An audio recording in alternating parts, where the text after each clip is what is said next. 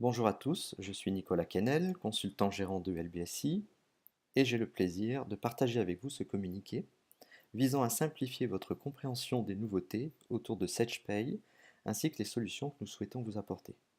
Trois axes, les évolutions légales, récentes et à venir, le prélèvement à la source, SetchPay, quelle version choisir? Tout d'abord, parlons du bulletin clarifié. Suite au texte voté le 9 mai dernier, des changements sont à appliquer. En théorie, déjà depuis le mois de mai dernier. Il s'agit d'un ensemble de dispositions visant à modifier certains libellés de risque, ainsi qu'à calculer le gain du pouvoir d'achat et l'afficher de manière normée en pied du bulletin.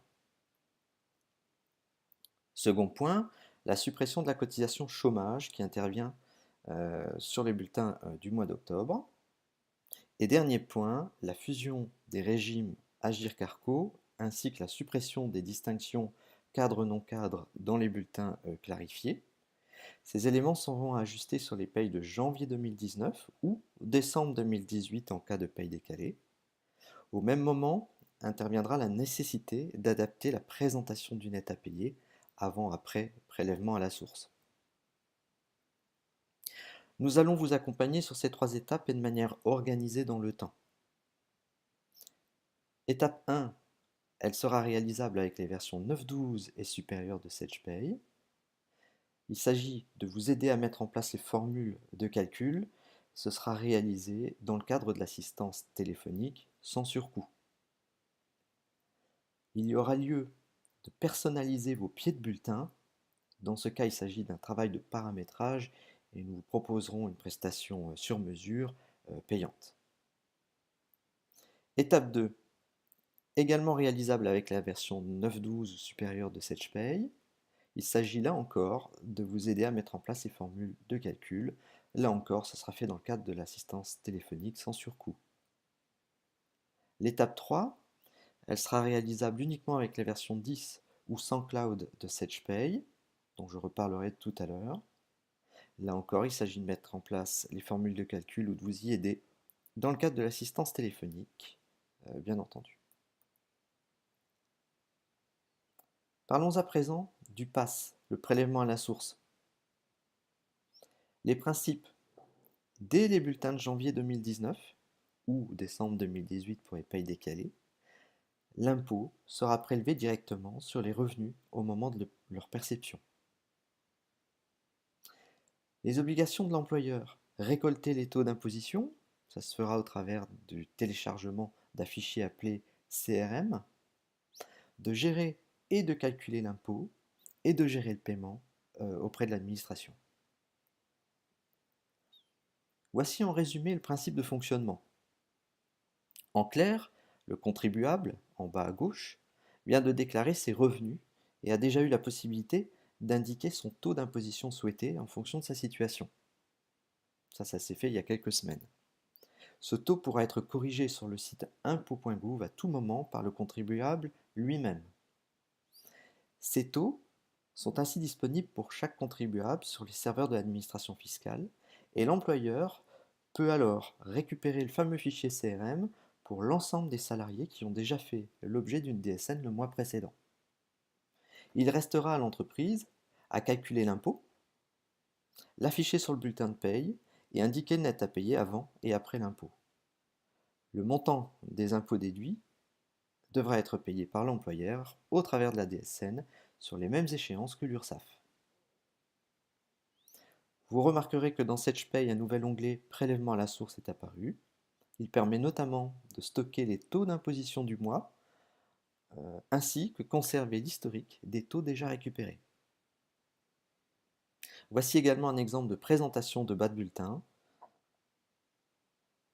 qui tient compte de l'impôt prélevé. Alors conseil, les pouvoirs publics incitent les employeurs à fortement communiquer auprès de leurs salariés le plus tôt possible, ainsi que les inviter à prendre le réflexe de poser toute question liée à l'impôt sur le revenu, et notamment le taux d'imposition, directement auprès de l'administration fiscale, afin d'éviter tout encombrement et toute tension au niveau des services de paie. Voici ce que nous prévoyons comme accompagnement. De juillet à septembre, L'idée est de vous aider à installer une nouvelle version de SagePay et de vous faire suivre une formation de type webinar à distance sur les généralités du pass de manière nettement plus détaillée que ce qu'on vient de voir ici.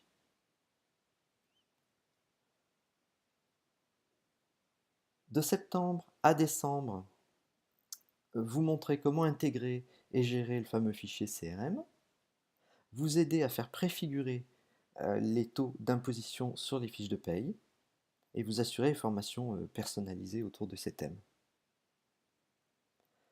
Décembre-janvier, il y aura une mise à jour, voire plusieurs, des mises à jour mineures à réaliser depuis les tuiles de mise à jour. On verra à ce moment-là l'application concrète du pass jusqu'au prélèvement et on effectuera les ajustements nécessaires.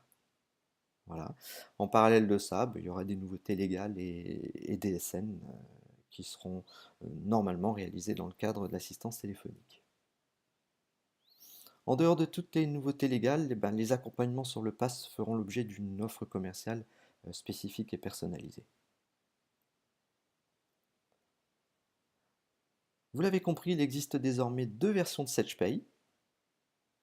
L'actuel SagePay i7 qui est possible de mettre à jour dans le cadre de votre abonnement. Le logiciel répondra aux nouvelles obligations légales, mais de manière assez rudimentaire.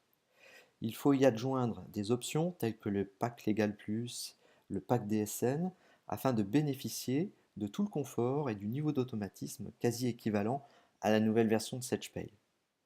La nouvelle version de SagePay s'appelle Sage 100 Cloud Pay.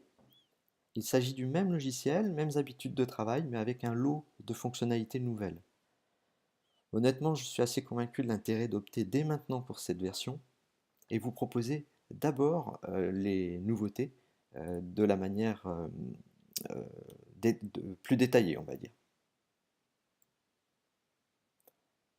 Alors les packs Légal et DSN+, permettent de disposer intégralement de l'intui DSN, que certains d'entre vous connaissent déjà partiellement. Et des guides et états de contrôle aident à la préparation et au contrôle de la DSN. Un nouvel état contrôle pass permet de comparer l'évolution des taux d'imposition des salariés et d'être alerté. EDI Online, complètement intégré à SagePay sans cloud ainsi qu'à SageEDS version 9. Ce service sur le cloud remplace SageDirect pour les DSN et les AED. Il permet essentiellement de transmettre et suivre ces déclarations. Vous disposez de tableaux de suivi et comme il s'agit d'un service en ligne, un lien internet sécurisé permet aussi, même si on n'a pas accès à son poste de travail de paye, de suivre ses déclarations. Il est désormais possible de gérer des bulletins de rappel. Avant tout, voici le contexte légal. Il s'agit en fait de la modification du fait générateur des cotisations.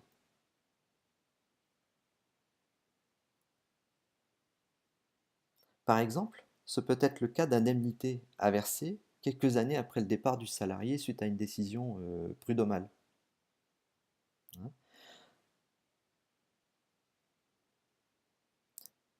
SagePay sans cloud permet donc de générer des bulletins complémentaires en intégrant les taux recalculés à la date du départ. Alors on a désormais tous été surinformés ces dernières semaines concernant le RGPD. Je rappelle que ce règlement européen vise à mieux protéger les données à caractère personnel gérées par l'entreprise, voire à les supprimer au bout d'un certain temps. SagePay sans cloud permet donc de disposer de fonctionnalités facilitatrices. Par exemple, la gestion des mots de passe a été renforcée au sein du logiciel. Des fonctions de purge ont fait leur apparition.